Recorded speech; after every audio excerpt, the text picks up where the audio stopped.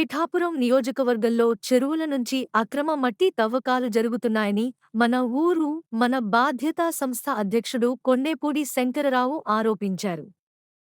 రాపర్తి చెరువులో అనుమతులకు మించి తవ్వకాలు జరుగుతున్నాయని, భారీ లారీలతో ప్రజలకు ప్రమాదం ఏర్పడుతోందన్నారు. ఆర్టీఐ ద్వారా వివరాలు సేకరించి న్యాయపరమైన చర్యలు చేపడతామని తెలిపారు. ముఖ్యంగా ఈరోజు మీడియా మిత్రుల ద్వారా పిఠాపురం నియోజకవర్గంలో జరుగుతున్నటువంటి ఇప్పుడున్నటువంటి పరిస్థితులు, ఈ సమస్యలు, వాటి మీద మన ఊరు మన బాధ్యత స్వచ్ఛంద సేవా సంస్థ పరిశోధన చేసి కొన్ని వివరాలు ప్రజలకు తెలియజేసే విధంగా ఈ కార్యక్రమం చేపట్టడం జరిగింది. ముఖ్యంగా ఈ మధ్యకాలంలో యథేచ్ఛగా గొల్లప్రోలు, రాపర్తి చెరువుల నుండి విపరీతంగా మట్టి చెరువుల నుంచి తవ్వుకోవడం, అది అక్రమంగా ఎక్కడికి వెళుతుందో కూడా తెలియని పరిస్థితుల్లో సుమారుగా ఒక్కొక్క లారీ 50 టన్నులు పైమించి భారీ వాహనాలు ఆ గ్రామాల మధ్య నుంచి తిరగడం, తర్వాత అందరికీ కూడా చాలా ఇబ్బందికరమైన పరిస్థితులు ఏర్పడడం జరిగింది. ముఖ్యంగా ఈ పరిస్థితుల్లో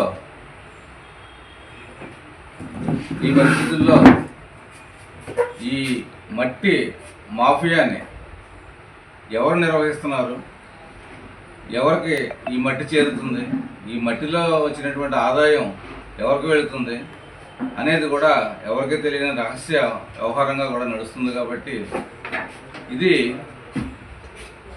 ప్రజలందరూ కూడా నియోజకవర్గంలో ఉండే, పిఠాపురం పట్టణంలో ఉండే వీరందరూ కూడా చాలా ఇబ్బందులకు గురయ్యి చాలా అవస్థలు పడుతున్న పరిస్థితుల్లో మేము స్వయంగా ఆ చెరువుల్ని పరిశీలించడం జరిగింది.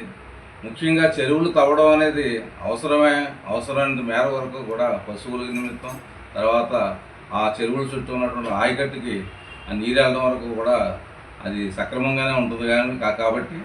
కానీ ఈ మట్టి తవ్వకందారులు సుమారుగా 20-25 అడుగులు 30 అడుగులు లోతు వరకు కూడా ఈ మట్టి తవ్వుకొని వెళ్ళిపోవడం వల్ల భవిష్యత్తులో నీరు నిండిన తర్వాత పశువులు అందులో పడి చనిపోవడం జరుగుతుంది. తర్వాత పిల్లలు కానీ ఎవరైనా పశువులను కట్టడానికి వెళ్ళిన వాళ్ళు కూడా వాళ్ళకు కూడా ప్రమాదానికి కూడా మరణించడం జరుగుతుంది. కాబట్టి ఇవన్నీ పట్టించుకోకుండా కేవలం మట్టే మా సంపాదన అనే పరిస్థితుల్లో ఈ 50 టన్నులు మించి ఈ భారీ వాహనాలన్నీ కూడా ఈ గ్రామాల మధ్య నుంచి తిరగడం, వీటి వల్ల ప్రజలందరూ కూడా భయభ్రాంతులకు గురవుతున్నారు. ఈ మధ్యనే మన కొత్తపల్లి మండలంలో ఇసుకపల్లి గ్రామంలో గ్రామస్తులందరూ కూడా కలిసి ఆ లారీల్ని ఆఫ్ చేయడం జరిగింది. ఎంచేతంటే పిల్లలు కానీ, ఆడవాళ్ళు కానీ, ముసలి వాళ్ళు కానీ బయటకు వచ్చినప్పుడు వారు ఈ లారీ కింద చనిపోవడానికి అవకాశం ఉంది. కాబట్టి మా ఊరి నుంచి ఈ మట్టి లారీ వెళ్ళకుండా ఆపాలని చెప్పేసి వాళ్ళు ప్రయత్నం చేయడం జరిగింది.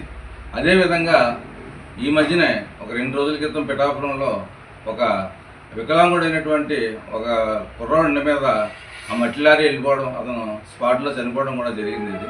ఇది కేవలం ఏంటంటే వాళ్ళు దొరికారు కాబట్టి అక్కడ అవుతుంది తప్ప ప్రతి ఒక్కరికి కూడా ఇది ప్రమాదంగానే ఉంది. ముఖ్యంగా